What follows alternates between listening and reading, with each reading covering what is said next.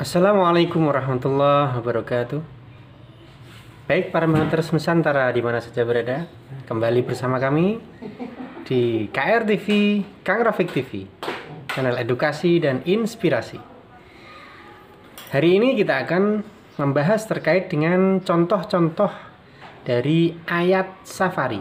Apa saja contoh-contoh dari ayat Safari itu?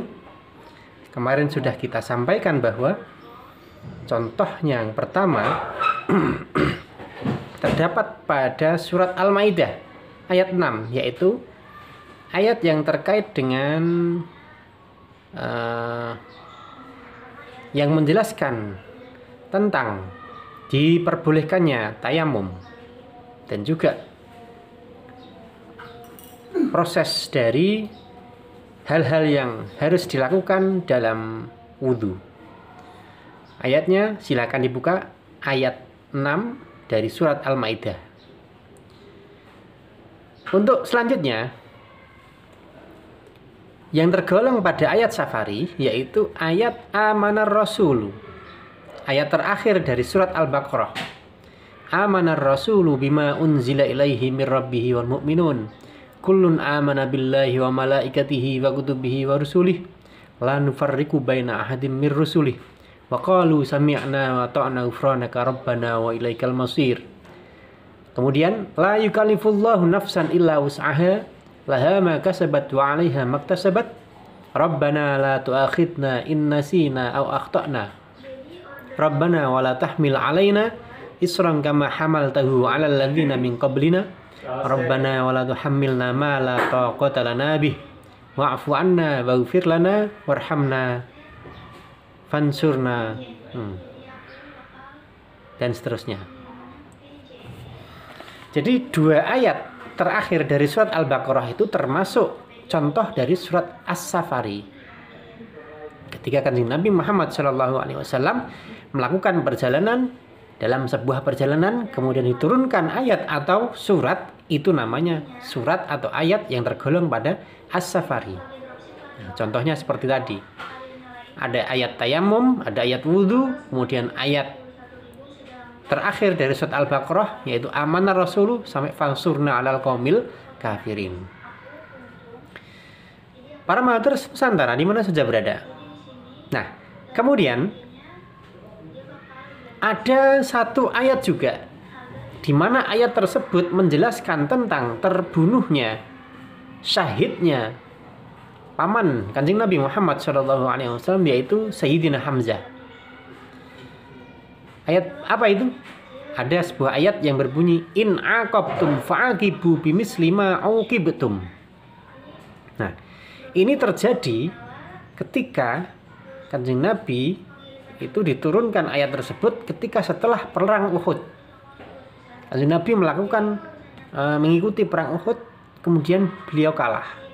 Kenapa? Karena ada sekelompok para sahabat yang tidak mengikuti anjuran beliau Rasulullah Muhammad SAW dan terbunuhnya hinastusyhida. Ini ada hadisnya ya. Hadis Abi Hurairah, anna Rasulullah waqafa ala Hamzah hinastusyhida waqad musila bihi faqala la umassilanna bi sab'ina minhum makanaka. Fanazala Jibril ala Nabi bi khawatimi suratin Nahl. Nah, ketika perang Uhud sudah selesai, Sayyidina Hamzah yang notabene adalah paman Rasulullah Muhammad SAW terbunuh, mati syahid. Tidak hanya mati syahid, Sayyidina Hamzah itu musila. Apa itu musila? Dicincang, dimutilasi. Bayangkan ketika Wahsy itu menggunakan tombak. Wahsy itu melempar tombaknya. Ketika Wahsy itu melempar tombak, tidak ada sasaran yang tidak terkena tombaknya Wahsy. Pasti terkena. Wahsy itu memang ahli, orang Habasyah yang ahli melempar tombak. Nah, ketika melempar tombak, apapun yang dilempar pasti kena. Termasuk ketika perang Uhud, ditugaskan oleh orang-orang kafir Wahsy ini untuk melemparkan tombak kepada Sayyidina Hamzah. Maka Sayyidina Hamzah terkena tombaknya Wahsy. Terkena tombaknya Wahsy. Dari belakang punggung bangkean, apa bangkean nih? Pinggang ya, pinggang. Terkena pinggang jutul atau tembus ke depan. Bayangkan.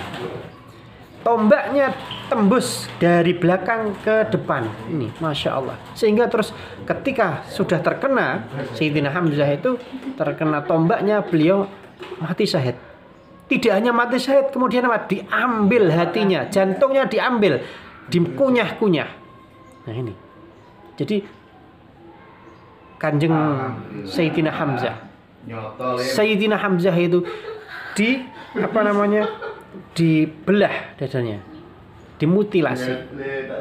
Kemudian beliau Rasulullah tahu bahwa Sayyidina Hamzah telah dimutilasi, sehingga beliau dawuh la umasilan nabi sab'ina minhum. Sudah akan saya bunuh mereka 70. Maka naga sebagai tempat engkau wahai Sayyidina Hamzah. Nah. Kersane Kanjeng Nabi mau membunuh orang kafir sebanyak 70 sebagai gantinya Sayyidina Hamzah. Akan tetapi Jibril datang membawa ayat in aqabtum fa'aqibu bimisli ma uqibtum. Nah, ayat ini menunjukkan bahwa membalas orang itu boleh. Jadi ketika kamu didolimi oleh orang, kamu balas boleh. Awakmu didoni, terus nak bathukmu telu. Gedene sak kacang. Kamu boleh membalas. Akan tetapi kamu balasanmu itu harus sama dengan ludah idu sing nempel nak bathukmu ngono mang. Nah, kira-kira mampu ndak membalas seperti itu? Ambune ya padha, gedene padha, rasane ya padha. Nah iki. Oh, ora ya.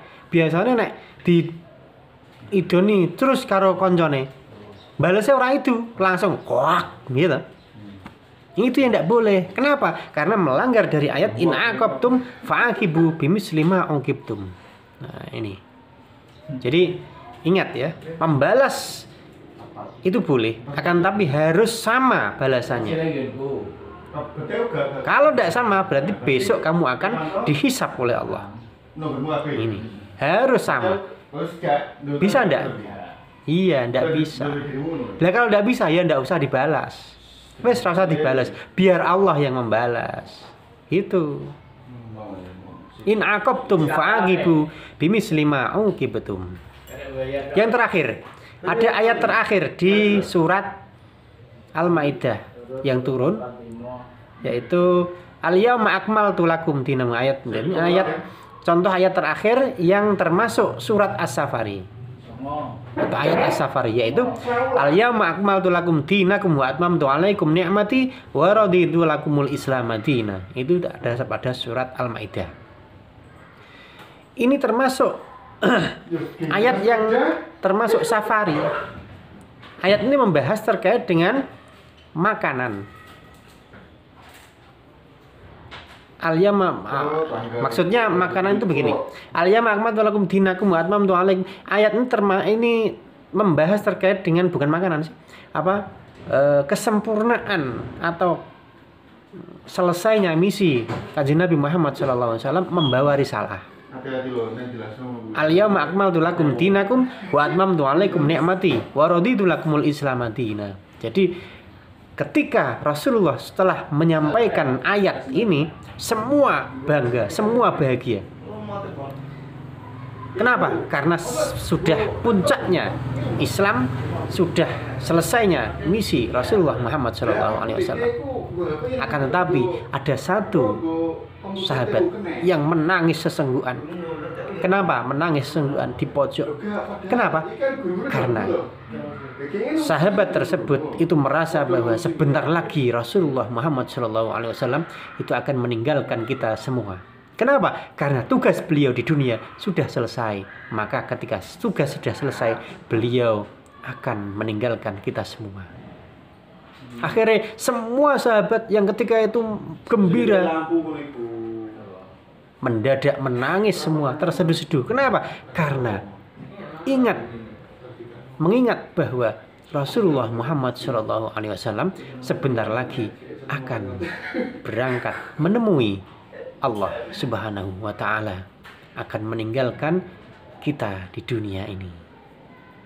Itu contoh-contoh dari surat dan ayat As-Safari yang mungkin bisa kita pelajari di kitab ilmu tafsir kita semua.